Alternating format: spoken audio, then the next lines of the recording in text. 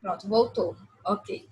Então, assim, vamos saber, né? Vamos entender que um papel A0, ele vai ser o maior, tá? E aí todos os outros vai ser a metade dele, até chegar no nosso A4. E por que isso? Porque dessa forma, todos os papéis, e aí eu vou abrir um parêntese aí, porque é assim que vamos guardar, fazer a guarda dentro dos nossos projetos, das nossas construções, dos nossos desenhos, eles vão se tornar A4. Então, se eu desenhar um A0, eu posso dobrar ele e transformar num A4, porque como todos eles são a metade, né, um de outro, sequencialmente, então qualquer papel maior que o A4 pode se transformar no A4, tá? Então, por isso que a gente sempre utiliza, ou pelo menos tenta, utilizar os tamanhos de papéis em A0, A1, A2, A3 e A4. Ah, professora, então quer dizer que toda vez que eu começar um projeto, eu começo ou num papel A1, A2, A3, A0, A4, e aí eu tenho que terminar nele? Não. Não é necessário isso, tá? A gente tenta padronizar o tamanho do papel para todos os desenhos. Vamos dizer que você vai fazer uma peça aí, certo? E dentro daquelas vistas que a gente ensinou, cadê? Dentro dessas vistas aqui, cada papel que você utilizar será uma vista. Então, terão 6 papéis, né? 6 A4, vamos supor. Então, 6 pranchas. Então, assim, vamos tentar utilizar as 6 em A4.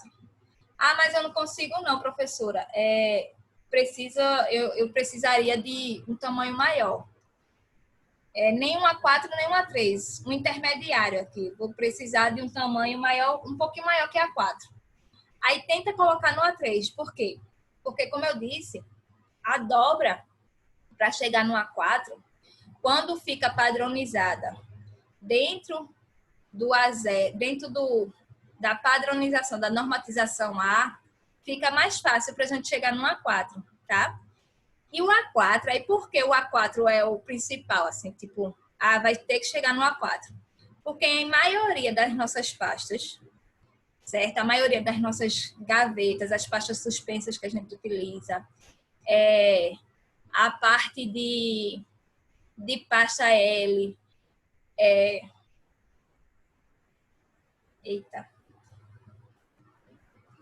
envelope também. Então, tudo isso, em maior parte, é em A4. Então, se a gente não faz em A4, o tamanho, quando a gente dobra, vira A4, acaba que a guarda do papel, a guarda do nosso desenho fica mais difícil, certo? Porque, em geral, ou é A4 ou é ofício, né? Mas ofício ainda é mais difícil do que o A4. O A4 é muito mais fácil a gente encontrar do que o tamanho ofício. Então, por isso que a gente utiliza mais esse tamanho A4, ok? Então, assim, do mesmo jeito que tem a norma de papel, temos a norma para a construção das margens, tá? Então, entenda o seguinte, aí como é que faz? Ó, o nosso primeiro, eu começo sempre pela margem esquerda, certo? Aí, então, a nossa margem esquerda vai ser 25 milímetros. E por que isso? Onde é que a gente grampeia, coloca a encadernação, a parte do... Eita, eu esqueci até o nome agora. Mas onde é que a gente coloca para arquivamento do nosso papel? Qual é a margem que a gente coloca? Lembrando que nós escrevemos... Não, ainda não, Bruno, mas eu vou colocar assim que terminar a aula, tá? Lembrando que a gente escreve da esquerda para a direita, certo? Então, o nosso... o lado que a gente tem que deixar maior para justamente colocar nossa encadernação, nosso grampo, a parte de pasta suspensa, né? Aquela fazer a furação aqui, é sempre na margem esquerda. Por isso que aqui a gente utiliza a margem esquerda maior, tá? Que é para poder não pegar no desenho, certo? Essa parte que a gente fizer a furação. O desenho fica totalmente livre. Por isso que a margem esquerda é 25 milímetros, tá? Outro objeto, né, de padronização é as margens direita, superior e inferior. Dentro das folhas A3 e A4, aí eu falo assim, são as menores folhas, né? A3 e A4 são as menores. Então, se são menores, o tamanho das minhas margens direita, superior e inferior vai ter que ser menor. Para poder a gente ter algum desenho, alguma partezinha, vamos dizer assim, a gente ganhar alguns milímetros de desenho, tá? Então, nas folhas menores, que são A3 e A4, as laterais vão ser 7, certo? E nas maiores, as laterais são 10, tá?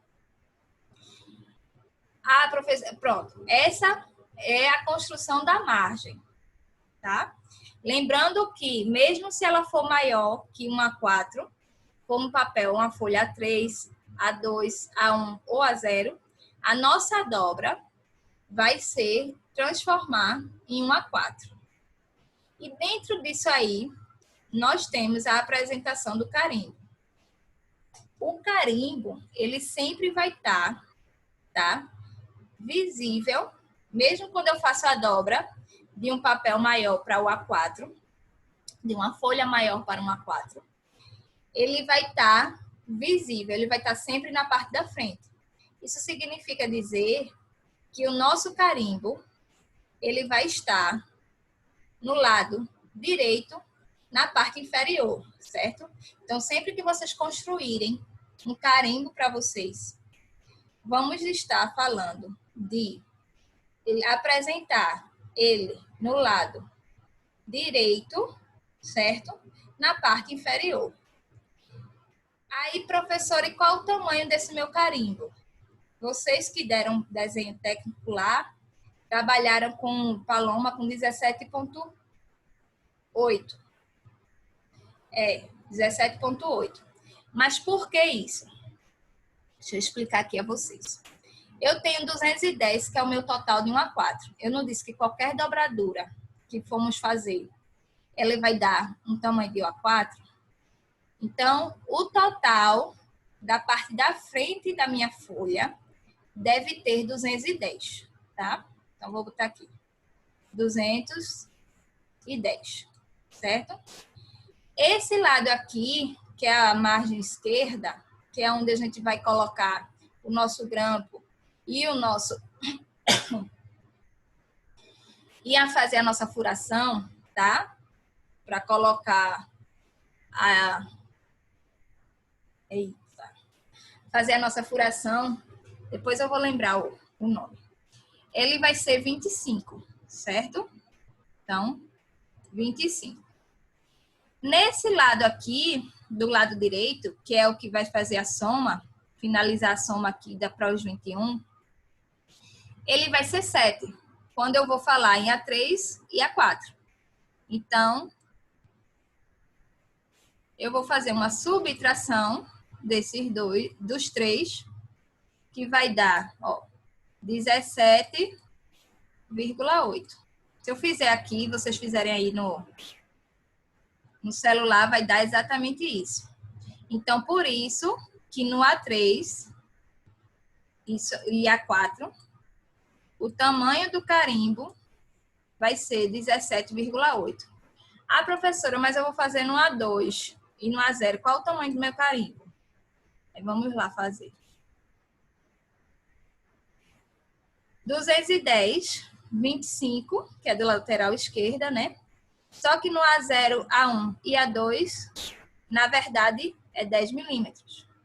Então, eu vou diminuir 10.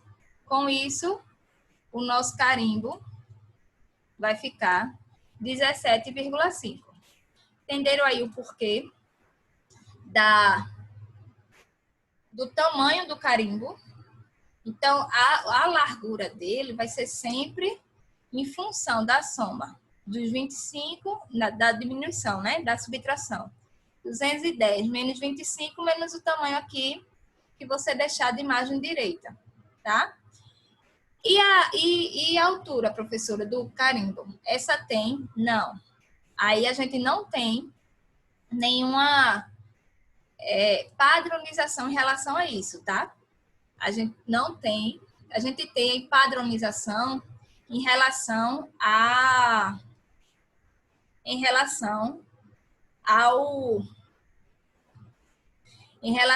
aos elementos que devem conter no carimbo.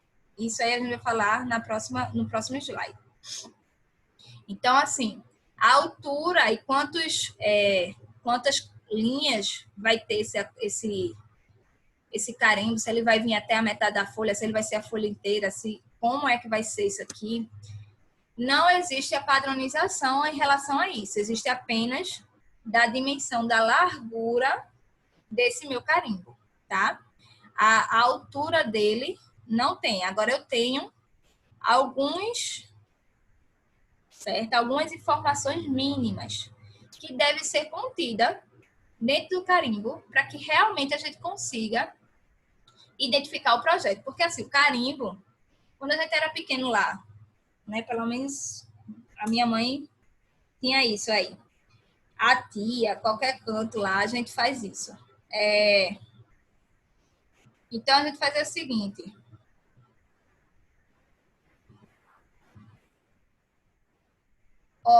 Pronto, boa pergunta. Veja só, o desenho pode ser feito em paisagem, na configuração de paisagem. Veja só. Normalmente, certo? A nossa guarda de desenho, ela é aqui, tá? E aí, quando eu quero fazer o desenho em paisagem, certo? Vamos dizer que eu quero fazer o desenho, ele é compridão, tá? E aqui seria a parte inferior dele. Ele é compridão. Então, se eu fosse colocar ele assim, não daria, certo? Ia ficar passando. Aí, mas eu posso colocar ele na horizontal aqui. Pode ser. Aí, o que é que você faz? O desenho vai ficar em retrato, certo? E o desenho, ó, a folha vai ficar em retrato, conforme está aqui. E o desenho, ela entra em paisagem, tá? Agora, só que, quando a gente coloca a foto, a gente não coloca a foto para ficar... essa aqui ser a parte inferior. Quando a gente vai... Antigamente, a gente colocava lá no nosso álbum. E aí, essa parte aqui, né, a imagem, quando a gente ia abrir, né, o nosso álbum de fotografia, a gente normalmente levanta ele e ele faz isso, né? Aqui seria a parte 25 e aqui o nosso carimbo. Aqui o carimbo, certo? Então, o ideal é que, se tiver de colocar o desenho em paisagem, tá? A parte inferior fique para junto da margem direita, porque aí, no caso, a gente vai levantar no sentido horário esse desenho. Entendido aí, Samantha? Beleza?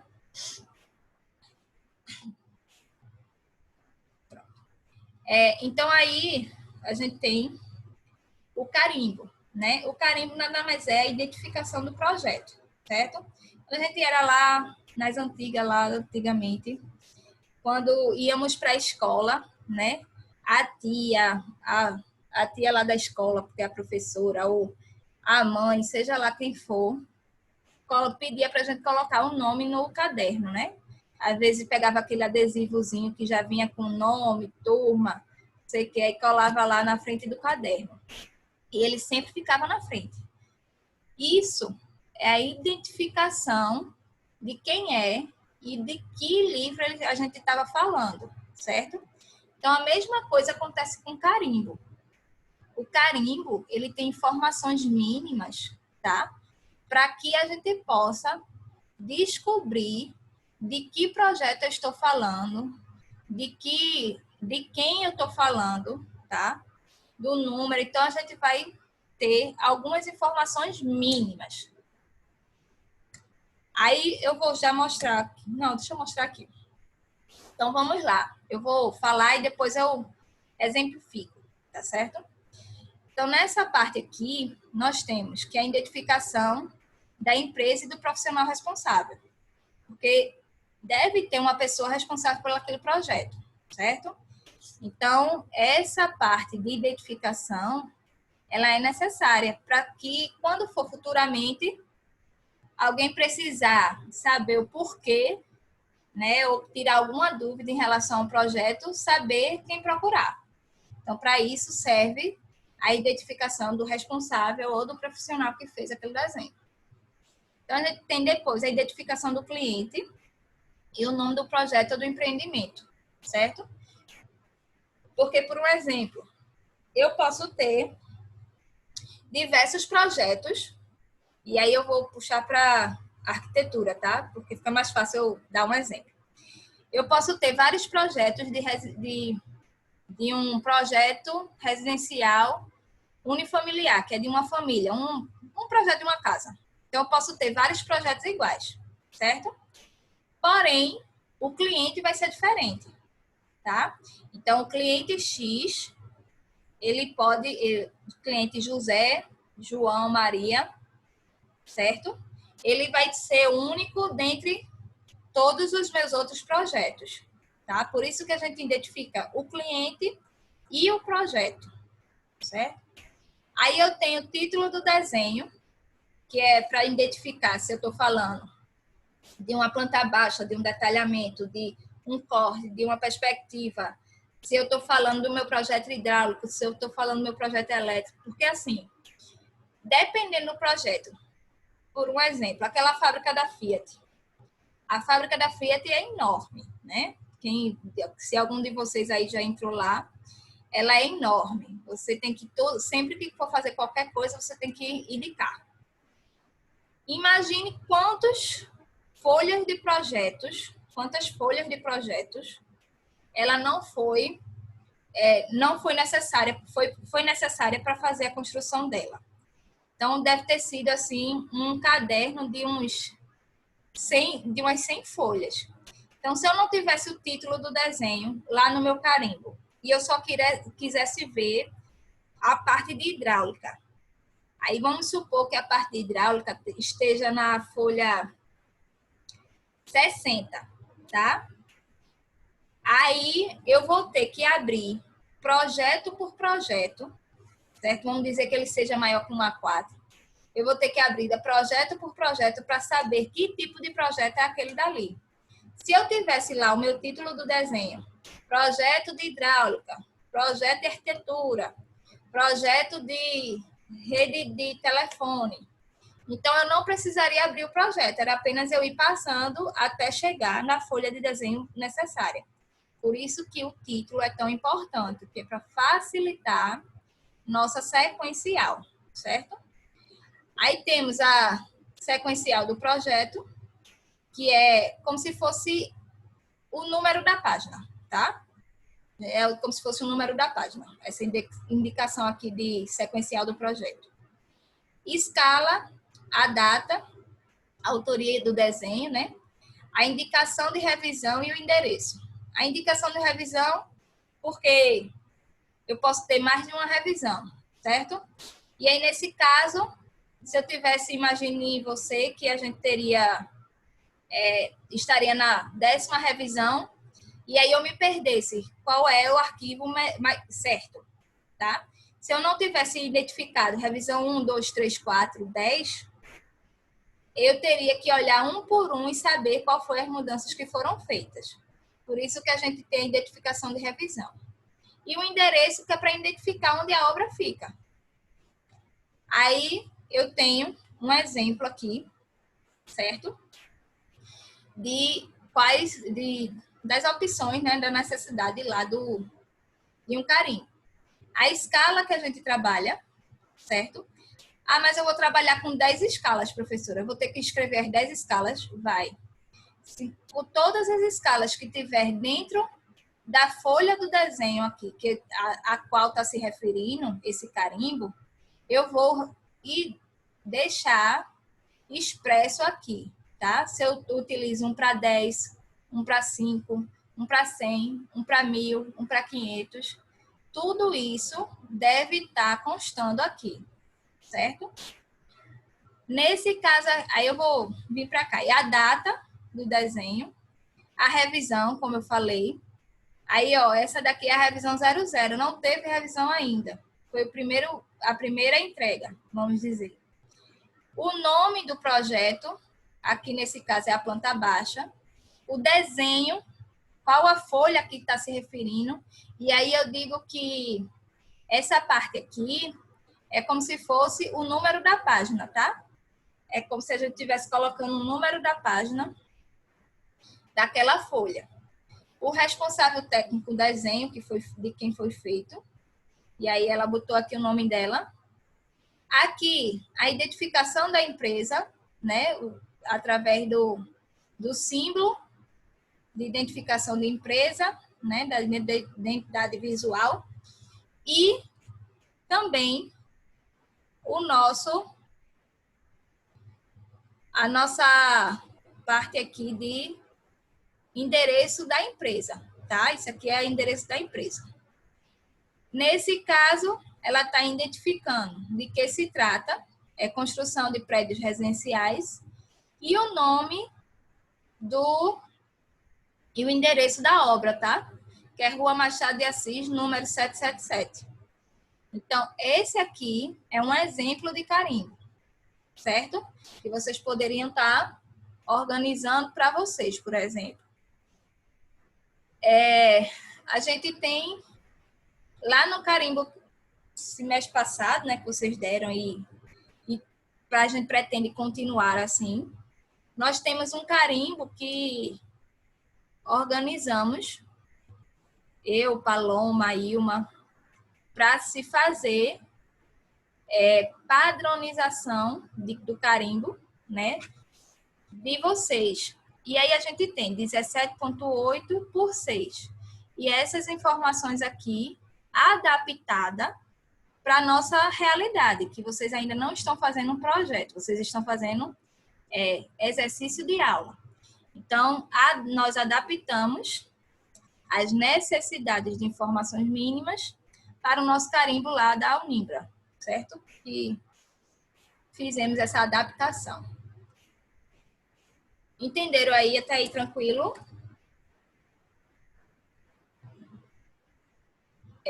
Continuando aqui. Então, aí agora eu vou falar sobre a linha de cota, tá? A linha de cota é o seguinte. Nós temos esses tipos aqui, certo? Esses tipos são linha de cotas determinada em norma, tá?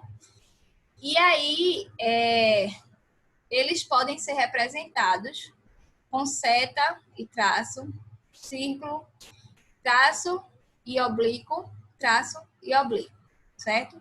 A mais usual, a que a gente mais utiliza, é essa daqui, tá? Essa daqui, aqui no Brasil, pelo menos, é a que a gente mais utiliza. É muito difícil a gente ver outros desenhos. Ah, professora, mas eu não gostei dessa não. Posso usar outra? Pode, certo? Inclusive, no AutoCAD, quando a gente for explicar para vocês a respeito de cotas, configurações de cotas, e aí a gente vai começar a entrar nessa parte mais do AutoCAD, quando a gente for mostrar a vocês, vocês vão ver que lá no AutoCAD tem diversos tipos de cota, de fechamento de cota aqui, ó. Eu digo isso aqui, que a gente chama de fechamento, tá? Essa parte aqui, de limite de cota. Então, existem vários, existem esses 3 e mais outros tantos, certo? Posso usar ele? Pode. Todos os que estão lá, certo? na verdade, ele foi padronizado, ou ele foi colocado lá pelo uso de algum projetista, certo? Só que dentro do Brasil, o que a gente mais utiliza é esse. Então, normalmente tem um igualzinho a esse aqui, lá no AutoCAD, e é o que a gente mais utiliza, certo? Então, se vocês tiverem mais para frente, quando a gente for dar a aula de AutoCAD, a aula de cotas, nós vamos mostrar esse daqui para vocês, certo? Aí, por que que a gente utiliza mais esse? Porque, na verdade, se eu coloco um ponto, traço e o outro ponto, aqui eu consigo identificar bem. Mas imagine vocês que a gente vai estar desenhando aqui, certo? Então, nessa forma aqui, com a circunferência, ela não fica muito bem explícita, onde é o início e o fim da cota. Pelo menos assim eu vejo, certo? Que com esse tipo de cota, né, essa circular, eu não consigo identificar bem o fim do desenho. Essa daqui, eu creio que ela não chegou a cair não, no gosto do pessoal, da galera, né? Vamos falar assim, da galera. Ela não entrou no gosto dos projetistas, porque ela fica mais difícil a gente construir. Porque a gente tem que ter o traço e a seta, né? Aí ela fica mais trabalhosa para construir. E a gente já tem tanto trabalho que provavelmente essa daqui ela serve bem, ela atende bem o nosso objetivo, né? Que é identificar o início e o final. E é simples a gente desenhar ela, tanto na mão, né? A instrumento, quanto colocando a apresentação no AutoCAD, certo? E aí, eu vou só falar a questão do posicionamento. A gente normalmente coloca ela acima da linha. Não vamos cruzar cotas, evitar essas cotas cruzadas, tipo assim, aqui tem uma cota, né? Aí eu venho aqui e passo outra, certo? Como o meu traço tá grosso, eu não sei se esse zero aqui, que é o zero, porque eu sei que é zero, aí eu não sei se esse zero é um 8, se ele é um 6, se ele é um 9, tá? Então fica meio dúbio aqui, porque a linha está passando por cima desta cota. Então, o ideal é que não faça cruzamento. E evitar repetições. Por um exemplo, se eu coloco algum anexo aqui, eu não já tenho essa cota, então eu não precisaria colocar ela novamente e colocar ela aqui, certo? Eu só precisaria colocar essa única cota aqui, porque a desse prédio aqui eu já teria explicitado no desenho, tá? Então, vamos fazer o seguinte, antes de eu passar para o próximo slide. Deixa eu ver.